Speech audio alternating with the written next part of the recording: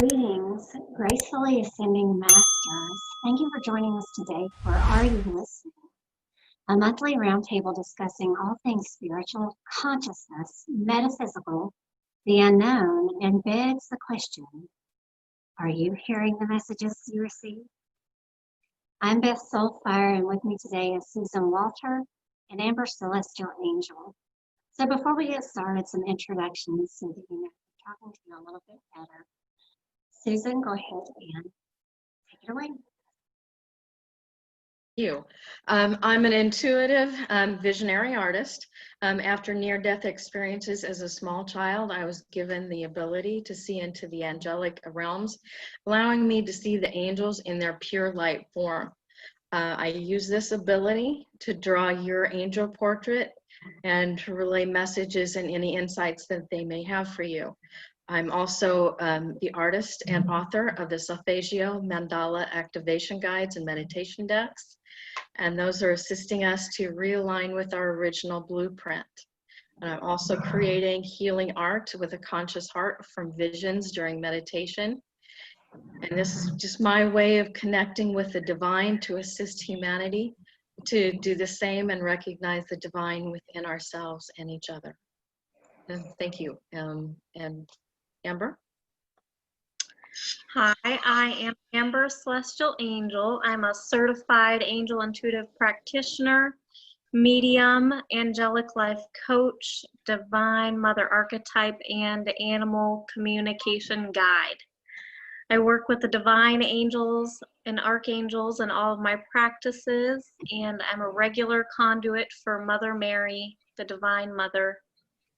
And I've always been a medium, but couldn't really share much with people growing up. And it was during my near-death experience in 2018, I was told to come out and share this all with the world and share what I grew to know during that. And many things were revealed during that time. Family is important, connection, community. So I'm trying to grow this for all of us, humanity and all. I was also shown the angelic realm and God's light of love, the beautiful, unexplainable beauty in that place, and sent back to, I feel, share that heaven on earth feeling in all hearts and homes within, and help all stay the path of love and beauty and walk the path of love and truth or light. So yes, on to you, Beth. Thanks, Amber. So my name is Beth Soulfire, and I'm an intuitive alchemist, a teacher, a holistic life guide. And I came to know the truth of our multidimensional living light consciousness after a sudden severe illness and near-death experience completed my initiation as a shaman. And it took me on a walk through Soulfire. I walked throughout all space, all time, all dimensions. And I always make the joke, no space, no time, and no dimension. But I experienced the being the oneness, the I am presence, and of which we are all a part. And so my mission is, as a healer and a teacher, I use every particle of my experience in my training in the intuitive arts, shamanic energy medicine, and other energy medicine modalities to help you heal from trauma, to deeply reconnect with the natural world, to reclaim your sovereignty and merge with your higher self and ultimately with oneness. And to learn more about my practice, you can visit BethSoulfire.com, and you can also visit me on YouTube at BethSoulfire. So thank you for joining us today. And to let you guys know that of all the things that could bring Susan, Amber, and I together, we all met through a round table that Laura Eisenhower did just a few weeks ago on their death experience.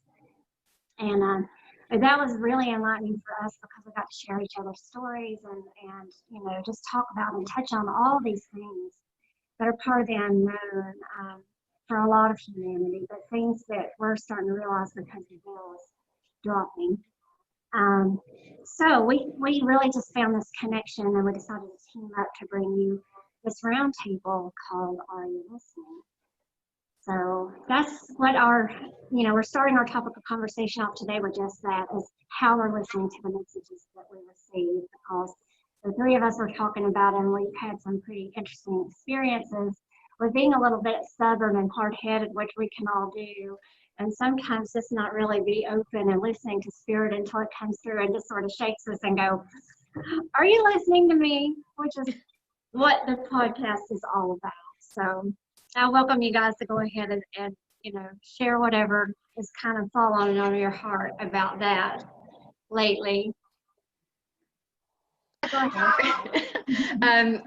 I know for me, because like you, that hard-headed really comes out sometimes when, we just get caught up with the day-to-day.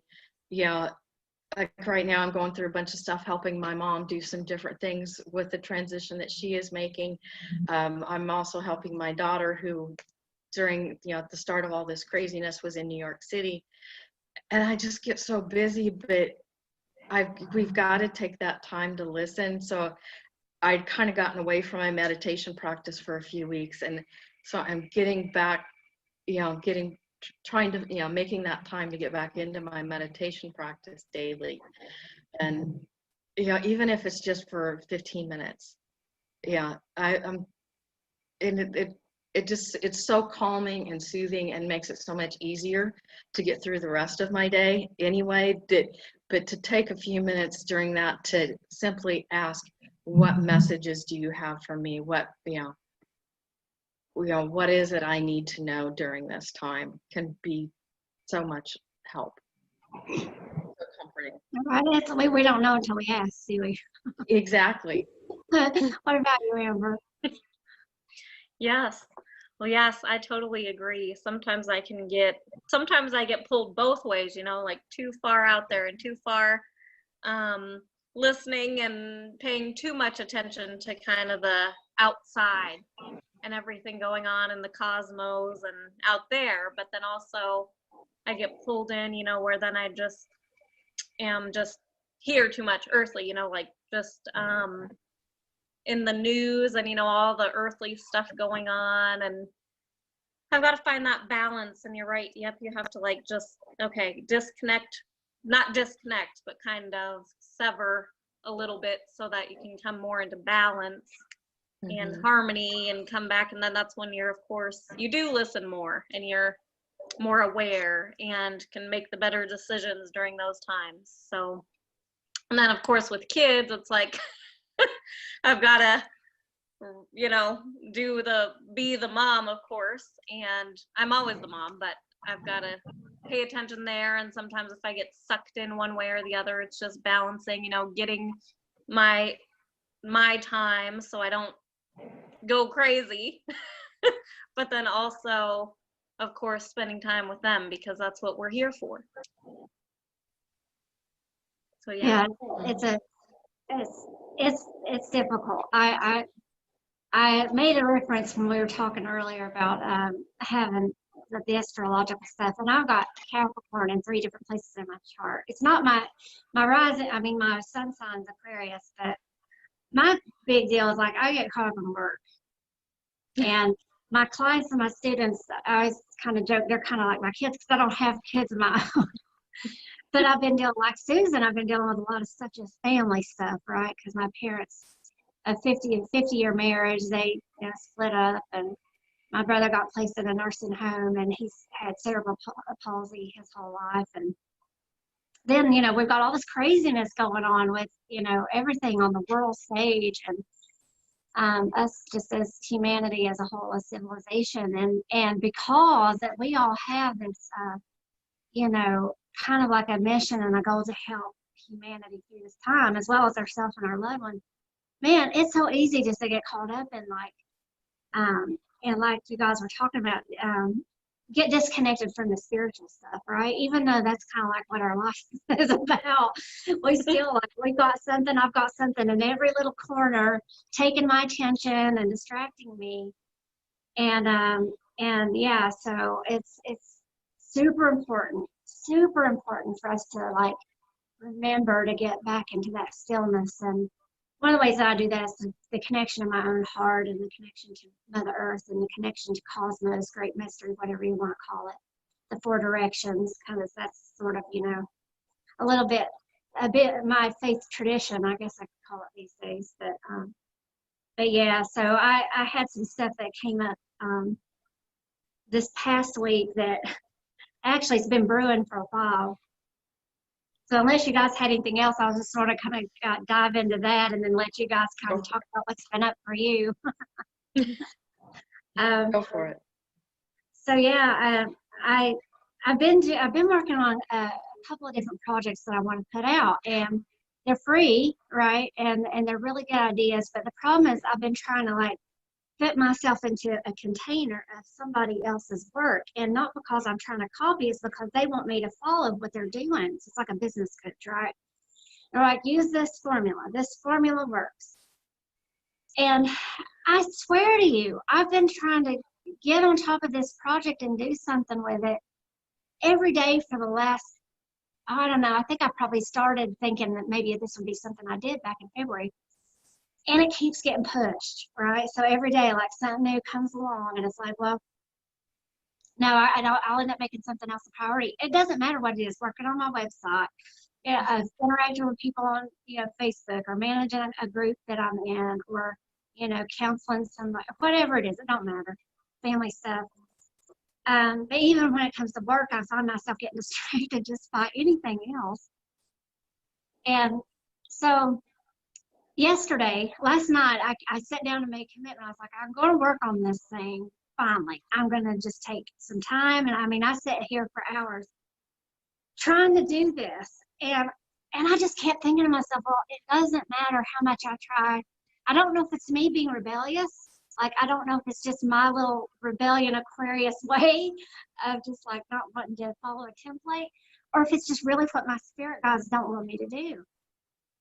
But I hadn't been really listening to them, but they've been communicating with me. And last night I just had this, like we call it the veil, it just opened up and poured on top of me all these messages they've been giving me for the last few weeks. Don't do it. Don't do it right now. Don't do it this way. There's a different way. You need to be focusing on something else. And it was so funny because I had ordered some, I found a gift card that my brother gave me, the one that's in the nursing home, back in 2016. And I was like, oh, I'm going to buy some goodies because it was a Barnes & Noble gift card, and we're all into, tarot and oracle. We like to pull them. And so I got the Starseed Oracle was one of them. Sorry, I don't know. Ooh. Yeah. And pretty. Yes, and then I know that you'll love this. You guys love this. This is Angels and Ancestors Oracle. Ooh. I've seen that. I've seen that deck. And then there's another one that's not with me right here. But anyway, when I was just going through them, and you guys probably do the same thing I do. I'll shuffle through the cards, and I'll be sitting there, and I'll ask a question about something, and I might pick a card, and for some reason, I drew a card out of this deck, and I pulled the card and I read it, and it answered my question at the moment, and I was like, yeah, okay, that's cool. So I stuck it literally in the book, set it aside, couldn't find it. I found my deck has been sitting here, but I can't find the book for it, right? And I was like looking everywhere for the book. Last couple of weeks, I couldn't find it anywhere. Spirit has done this to me, you guys, before. It will hide stuff from me. It will hide stuff. Spirit's like, I'm going to just put this away for you so that you can't be anywhere near to find it. And you're going to have to learn your lesson, or whatever the case may be. Divine timing. Divine timing, that's right. So last night, I'm actually listening to a friend of mine who follows one of these same templates, and she was doing one of her videos, and I was listening to her video. And one of the things that she was saying in the video was, and it just so happened that I caught it just when she was saying this message. If you find yourself trying to do the same thing, and it gets put off another day, and it keeps getting pushed back on your to-do list, and you're not finding yourself doing it, Spirit is talking to you. Your team is trying to reach out and say, maybe don't do it this way. Maybe it's not time. Maybe don't do it at all. Focus on something different. And I thought, okay, maybe that's what I'm doing then. And I took a look. I had this mound of papers in front of me, and I was like, well, maybe I'm just focusing on the wrong thing. Or maybe I just need to be putting my attention on these other things that I've been thinking is important. Well, I had my mouse pad out beside of me, and I've got this little pull-out drawer under my desk. Mind you, ladies, I have pulled this drawer out numerous times because my mouse on it, you know, and I've got all this other paperwork on there too because I don't have a keyboard. That's my laptop. And that's one of the places that I have looked many times for this book. And there it was last night. After all this time with the card in it that I pulled. Now, this is where it comes in that you just can't make this stuff up. So this is a message for everybody because earlier, well, this happened last night, but when Susan had asked, she was like, well, what kind of stuff would we want to cover? And I thought, and my spirit guide said, you know, maybe you should talk about that. If nothing else, then just bring it up because I think it's a message for everybody right now. And it's a beautiful one. So I'm going to share it with you guys. The card is called Courageous Peony.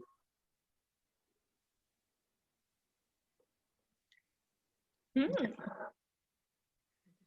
that beautiful? Yeah. It is. Like I've got like 3 buckets of them sitting out there that I moved from my house when I moved that my mom had given me. Anyway, it says the courageous peony. I say peony. Some people call them peonies. Multifaceted, unique nature. Let yourself be seen. So when you read the meaning in the book, flowers don't open and close according to who walks by. They embrace all of what they are and they show it to the world around them. The peony doesn't try to compete with the cherry blossom, and the cherry blossom doesn't try to compete with the tulip. They own what they are and they trust the timing of their true nature. You're being called to do the same. It's time to open yourself up to being seen, time to share your incredible, multifaceted true nature with the world around you, to uncover and reveal your soul's greatest gifts without wavering, to your own uniqueness without apology. There's a flower on this planet that holds the same qualities that your soul is readying itself to express. Let it inform you. You may have been taught that it's safer to keep your light hidden and your voice small, to hide behind the bushes instead of growing tall. The courageous peony is here to remind you that it's safe to embody all of who you truly are. It's safe to share your voice and let yourself be seen. At first, it might feel uncomfortable, and you may be afraid of what others think. But with each passing day, it does become easier. Little by little, you realize that it draws in those who are meant for you and experiences that you've been longing for to arrive at your feet. So the Starseed Soul Inquiry is, how are you being called to allow yourself to be more visible and seen to the world? And I believe that that is for us because here we are today doing Are You Listening podcast.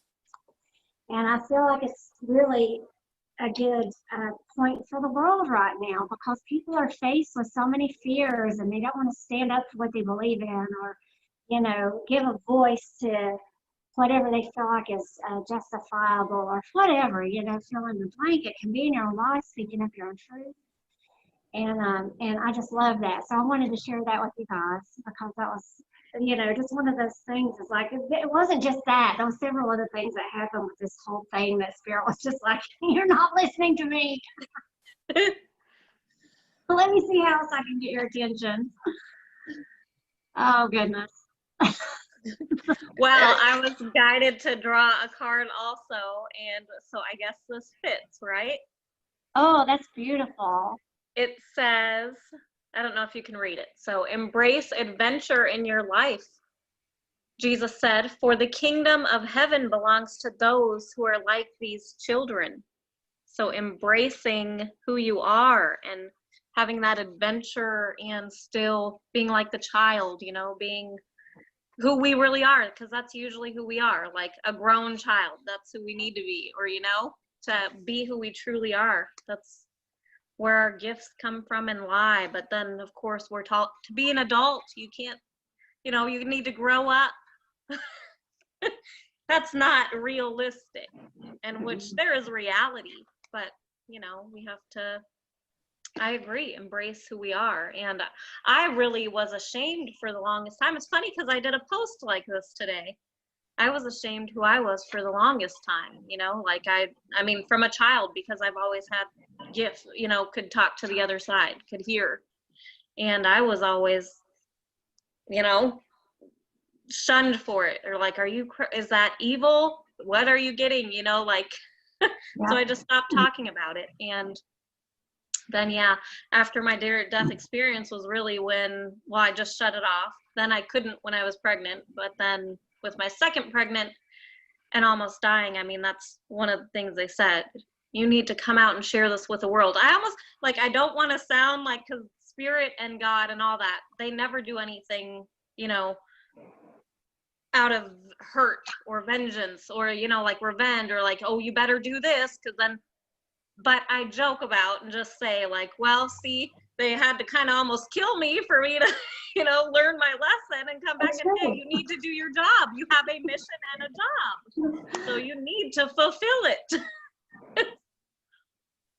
And, well, I guess I'll just go into my story real quick then today. You talked about the Are You Listening and kind of my thing that I had happen. So it's also kind of newer to me that I am claiming the title, I guess, of the Divine Mother archetype, which I feel like I just started claiming it. But I have been told from Divine Mother and Mother Mary and some others, Krishna, from the beginning of receiving my messages that I am, and I am, and I, you know, they say, I am you, like you are to spread us.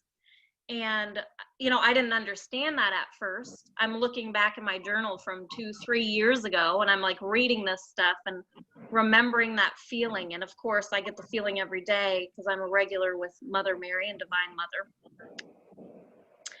And so I just recently like really started owning it, I guess, and like being really that, because even though I've been it this whole time, kind of like we say, you grow, you realize more things, and I've been being pushed.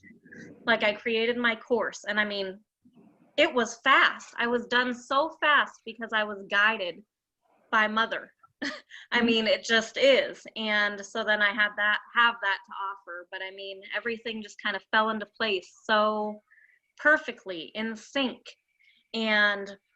But I still had trouble like realizing and claiming of that what I am, you know. And I'm not saying it as in like I am that, you know, I'm saying it as in the energy that I am the conduit for, and I'm to be this.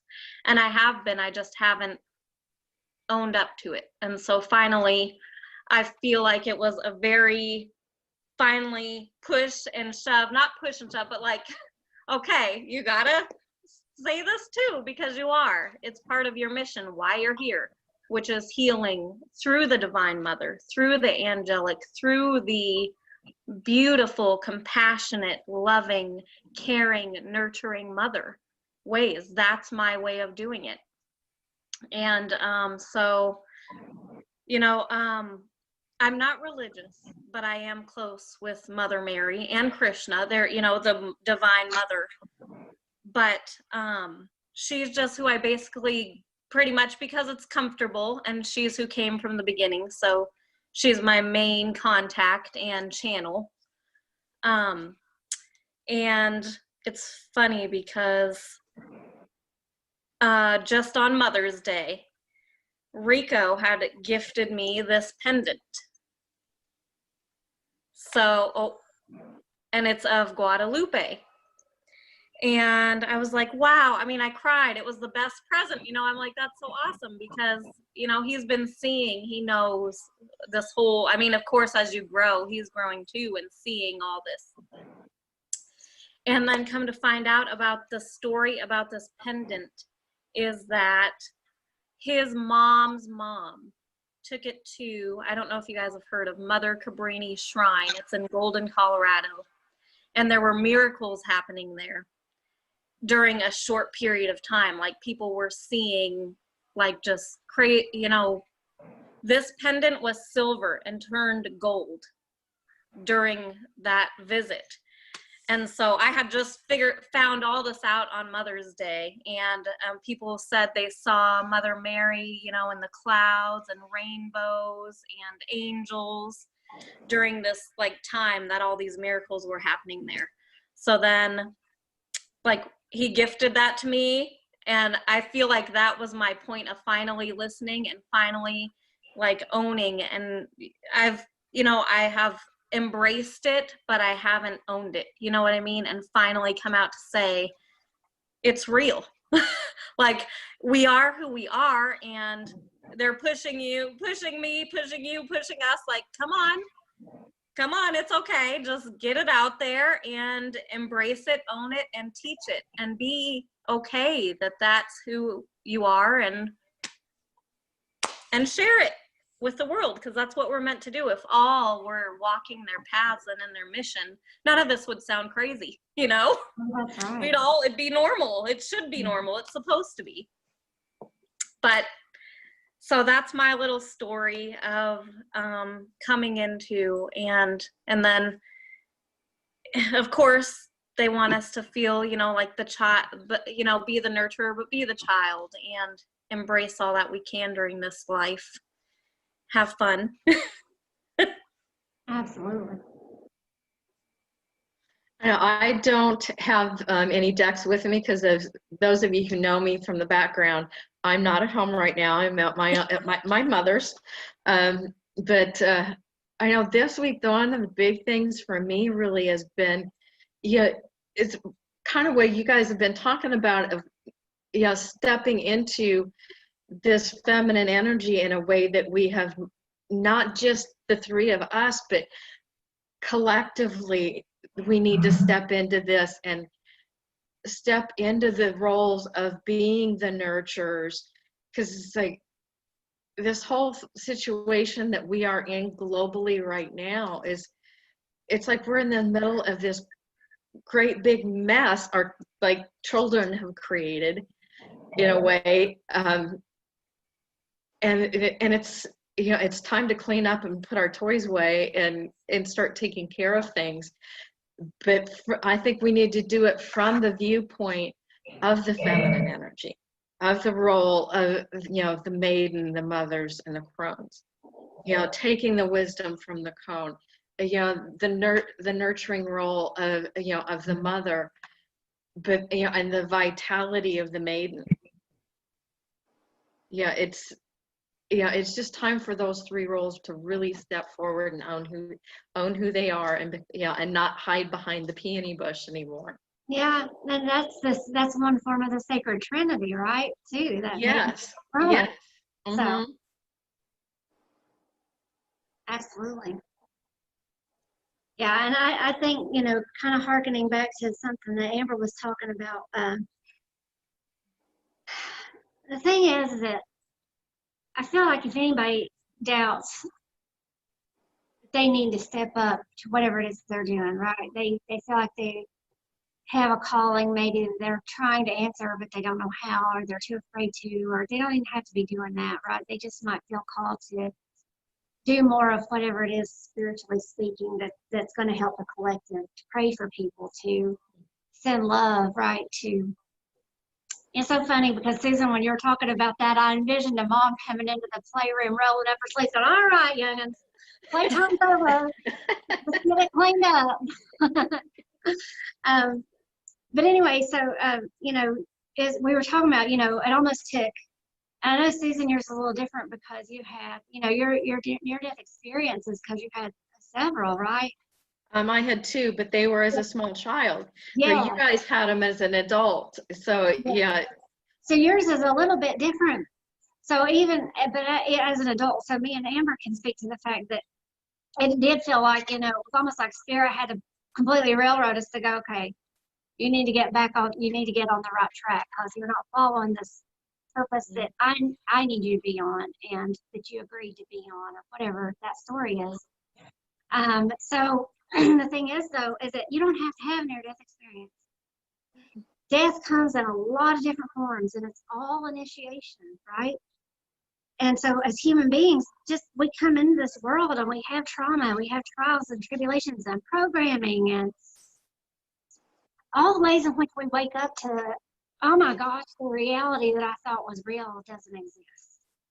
And we have a saying in shamanism, and I don't think it's just in shamanism, I think it's just spiritually in general, that we are to die to what no longer serves us anymore. And so you don't have to have a near-death experience to experience death, right? Death comes in a lot of formats, and it's just an initiation. It's another way to say, yeah, this stuff's not serving me. I got to let this go and step up in my life, no matter what that looks like for you. And I'm a firm believer that if you're stepping into, you're being able to speak your truth, you're stepping into that power, you're able to kind of lay claim to who it is that you really are, what you feel like your purpose is, that you're serving the collective automatically. And to live in that self-love and nurturing yourself and being kind to yourself and loving you, not just your body, but your mind, your soul, what you feed yourself in all of the ways. That puts you in an empowered position to be able to send that out to other people like the Divine Mother does. Think about it. Mother Earth, she literally, guys, she takes all of our heavy energy, all of our trash even, and she transforms it and transmutes it into food. And not just for us, but all of our other than human kin. But yeah, I mean, that gets into a whole other line of philosophy, but stepping into that sacred wise child's part of that connection of realizing that we're her children and getting back in touch with who you were as a kid and playing, because we get so bogged down with that fear, right? That this everyday, the stuff that's going on, and we really have those cares of being the adult on us every single day. And it's kind of up to us. It's our responsibility to take care of that inner child. And that inner child does contain so much sacred wisdom. And I kind of equate the sacred child in many ways with the maiden energy, because the maiden energy can even be more useful, as in there's even that child elements and with that innocence and that playfulness of knowing that we came into this world pure, and that we can, we don't have to be outside, but we can put on happy music and dance and play and sing, or take a shower or take a bath or do whatever we need to do to connect with those resources, so that we're not so anchored down in those lower energy fields, lack, limitation, and scarcity. And that's what keeps us right. That's what keeps us from listening to spirit, and even being able to see.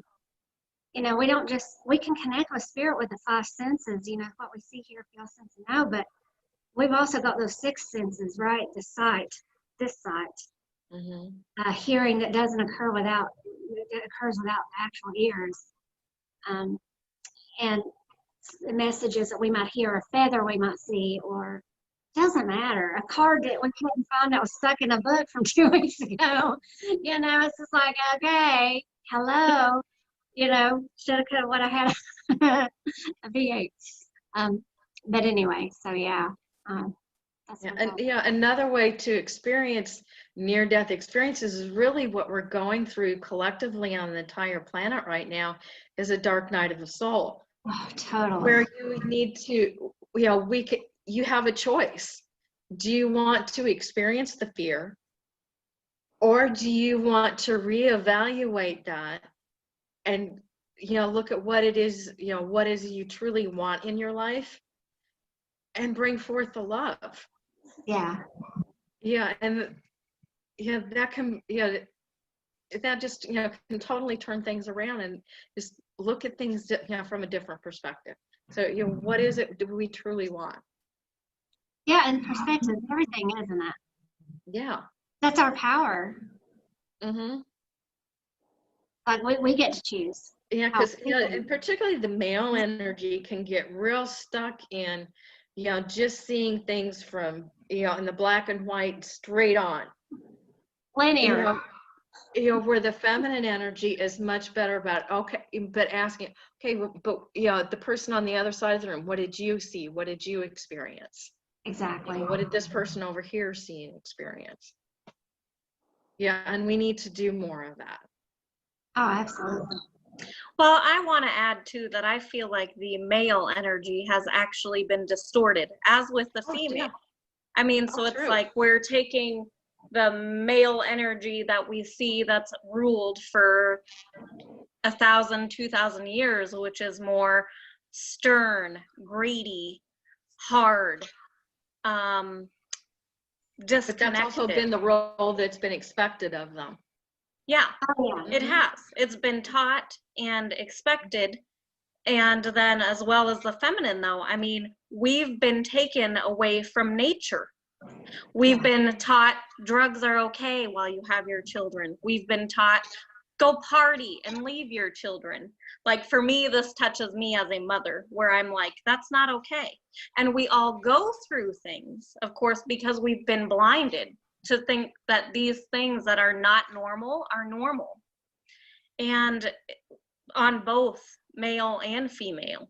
So it's like everybody has lost their truth and what you know and feel is right.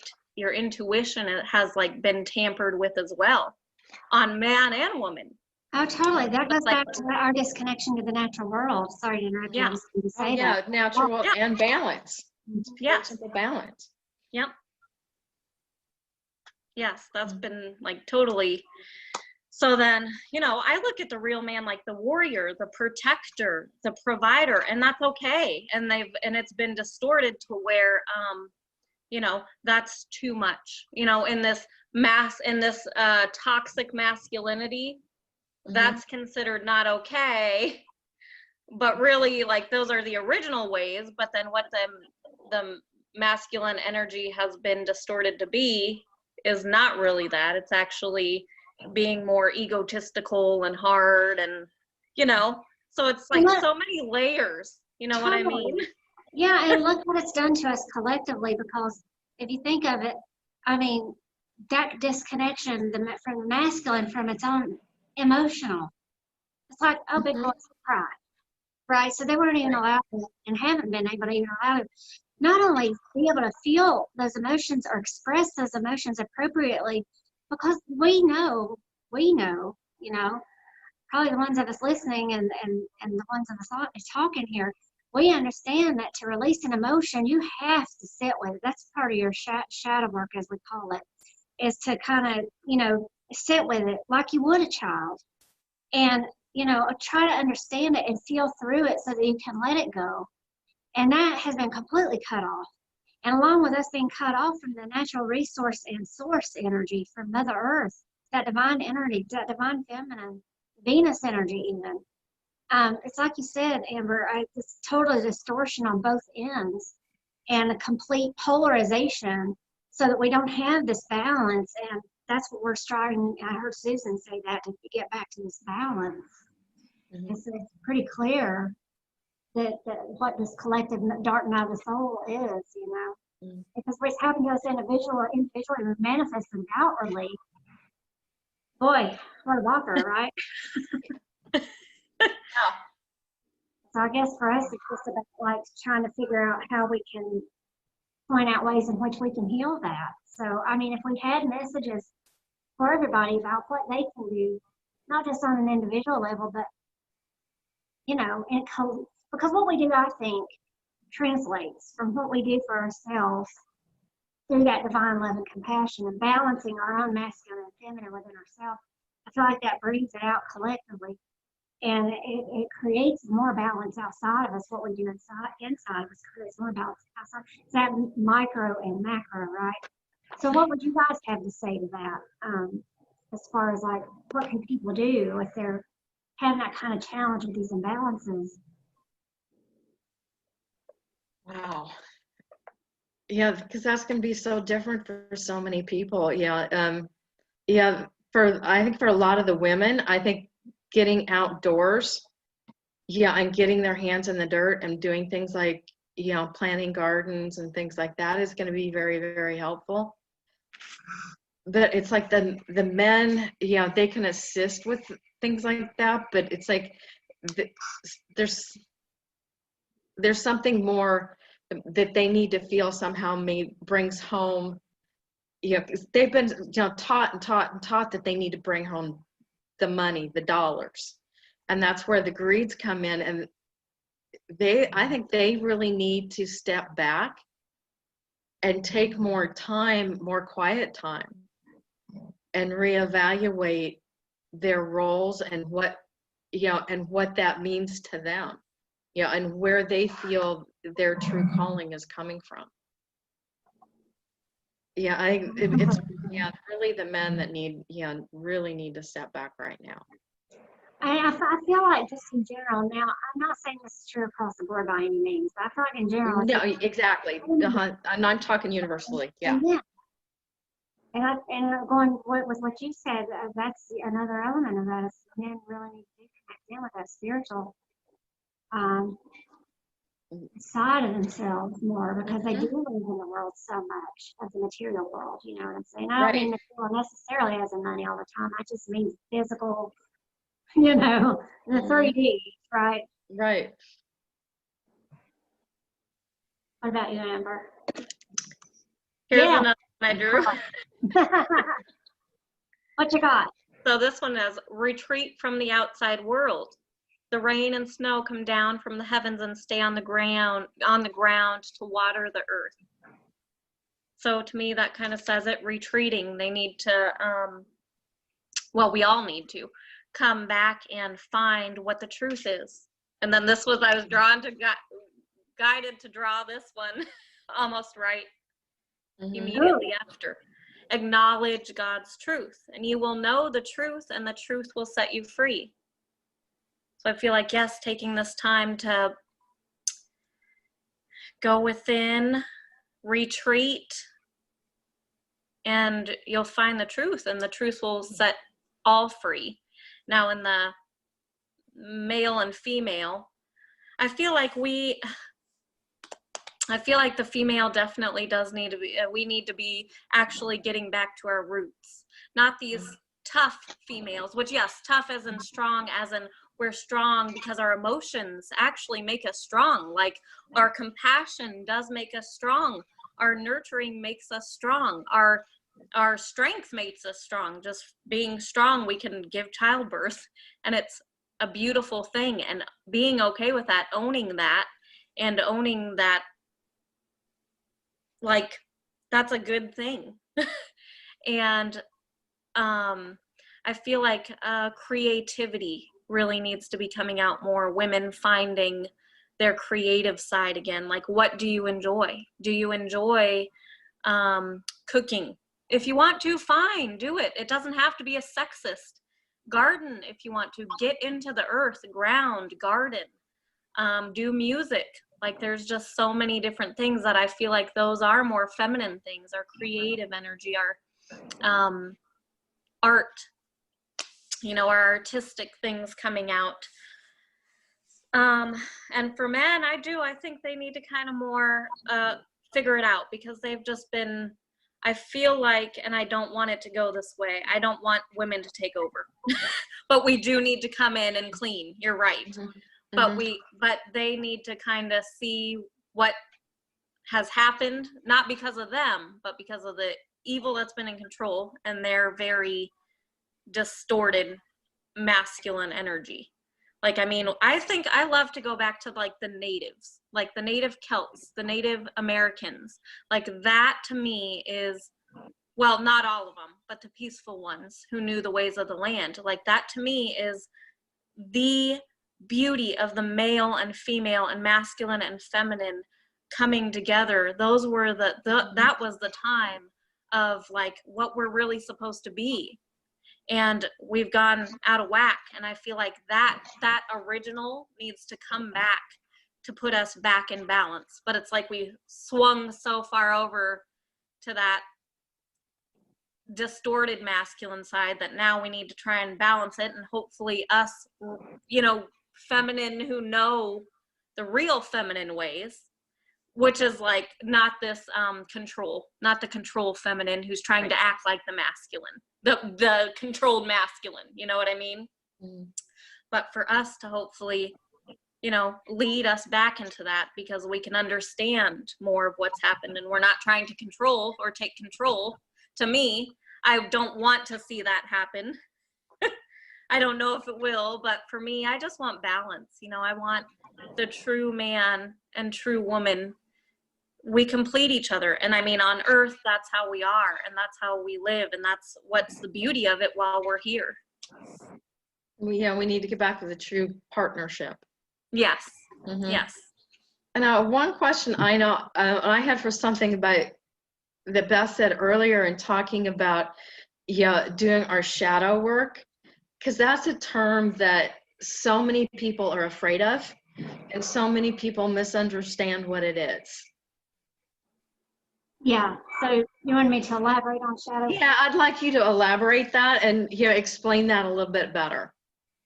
So when we're doing, I kind of hesitate to use shadow work because of that. 'Cause people do tend to be afraid, and you got to forgive me because I speak in metaphors a whole lot, and I don't mean to, bless me. But one of the things that I always say is, well, what happens when you take a shadow and lock it up into a dark closet, and you do it over and over again because you're afraid of it? You think it's something to be afraid of. You keep throwing it in the closet and throwing it in the closet, one right after another. Eventually, the closet overfills, and when you open it, it all falls on top of you. You can't deal with it, which is, again, the dark night of the soul, right? Mm-hmm.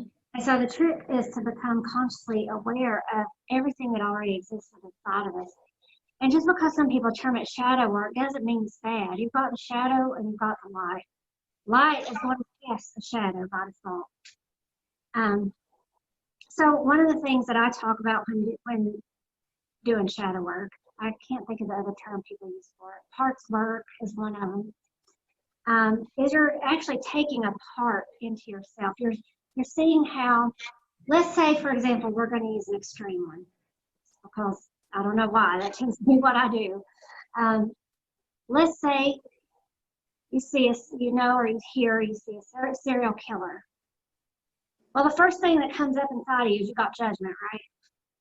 You don't understand how they could possibly go and just take all those lives. Well, when you're doing shadow work, what you got to do is you got to look deeply within your own self and say, how could this potential be inside of me? Where inside of me could this actually be something I could be capable of or may have been capable of? Whether you believe in past lives or not, you can even in that context. And you develop a love for all things because you realize that the Creator created everything. So we live in duality, right? So if you imagine that duality, we've got the darkness, we've got the light. And each side has some, right? There's that opposing sides. But anytime we're doing any kind of shadow work or any kind of work where we're trying to integrate, right? That's the key. That's the word I was looking for a second ago. It's more integration work than anything, because you can't look at something and cast it off as not being part of you. The minute you do that, you're just creating more of that shadow that you're doing that, you're throwing it in the closet, right?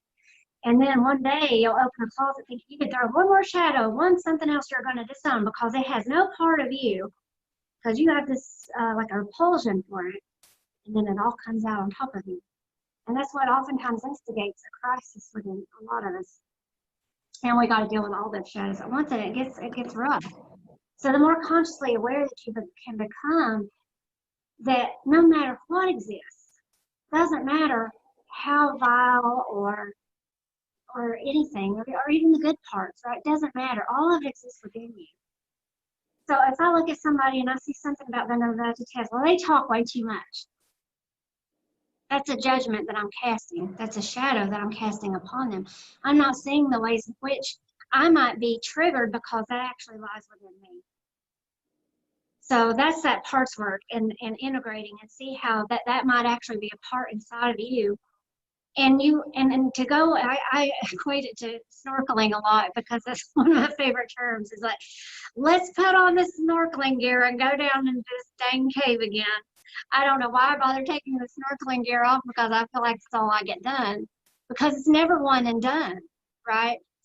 I think that this shadow work is something that we're on this pathway of doing for the rest of our lives because we're not perfect. I mean, we are perfect, and that's the whole goal of learning what this work is. But we're on that pathway of trying to discover how perfect things are, even in the quote-unquote imperfections.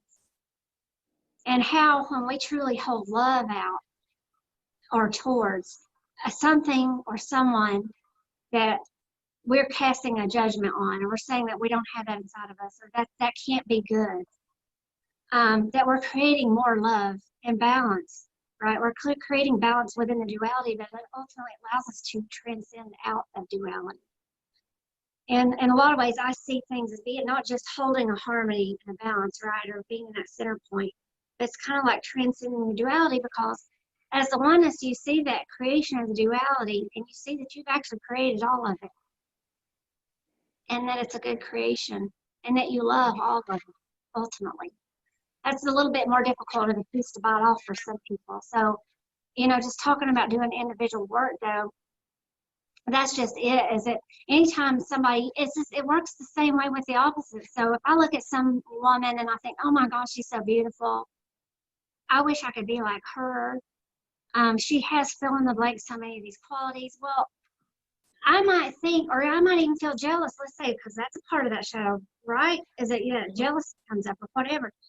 But you might see how that is just a mirror for you, because it actually does exist inside of you, but you're denying it, right?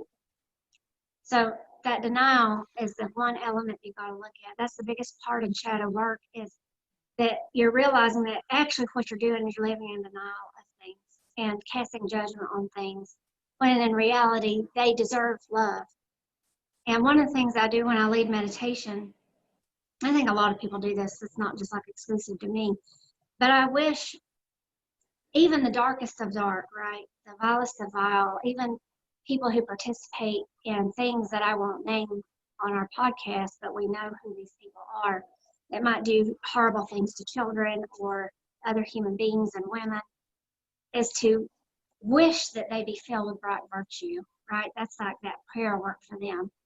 Wish that they are full of happiness, health, peace, and freedom, because if they are, and that wish or that prayer comes true, then that creates a whole lot of balance, doesn't it? Because they will cease to do what they're doing if they're filled with those things. So this is something I could wax on forever, but if you have anything to add about it, I would love to hear you guys too on that aspect of shadow, because this is it, man. I mean, we're living it right now. This, as a collective, we're living this. We're having to deal with all these things that are coming up that we're casting a lot of judgments on. And I'm not saying there haven't been wrongs, right? That should be made right somehow, and the balance has to be brought back into the equation for sure. But we, as the divine feminine, we embody that. We've got to look at how we can do that through love and through compassion. And forgiveness.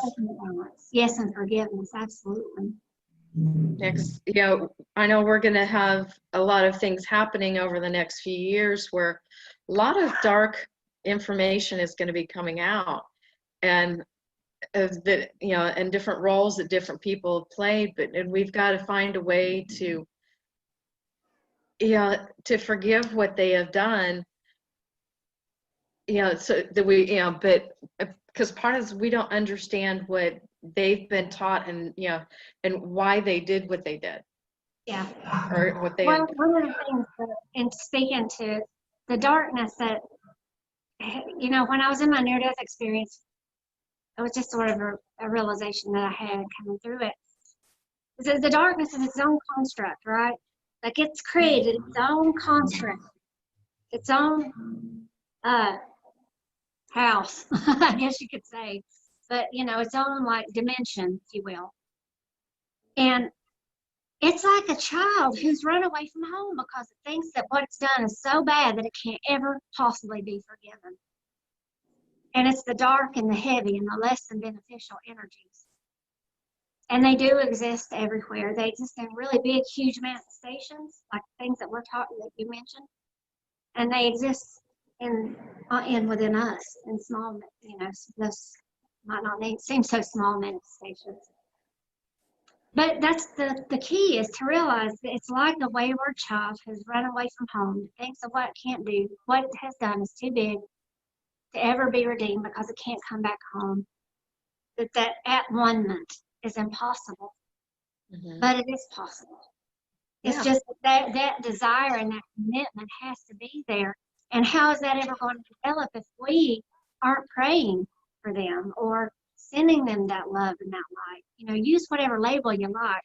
A lot of people don't like the term prayer. They might not like, you know, whatever. It doesn't matter what label you use. Just if you're sending that intention to them, I think that it can, but we do have the power to affect that reality and to create change. And it might change their mind and their heart.